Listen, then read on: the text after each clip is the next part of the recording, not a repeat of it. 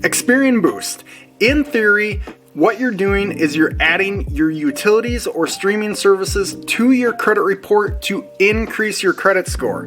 Now, a couple key things to understand with that is it doesn't work that well for everyone. 2 out of 3 people see an average of around 10 points. If you have less than 5 accounts reporting to your credit, you actually could see maybe around a 19 or 20 point increase. So for you people that don't have a lot of credit depth or a lot of credit history, this could be something that helps you. However, how it works is you're going to link your bank account to a third party. They're going to stroll through your bank statements and they're going to look for on-time payments from your insurance or your utilities or your streaming services.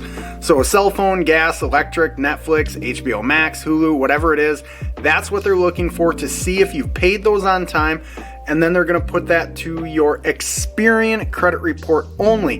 Note, it is only Experian that those accounts will be added to. The reason why that's important, so for example, my credit union, that's exactly who they pull. They only pull an Experian credit report when they're going to determine if they're going to extend credit to someone. However, my buddy who finances cars, they look at TransUnion and Equifax only. They're not looking at Experian. So you have to be mindful of if you're going to do Experian Boost and link your bank account to a third party so they can run through your bank statements to see what you're paying on time. Note that not everyone is pulling an Experian credit report, and in my world, which is the mortgage world, we pull all 3 credit bureaus and we take the middle score. We don't take an average. We don't add them up and divide by 3. Whatever that middle score is, that's what we're going to use.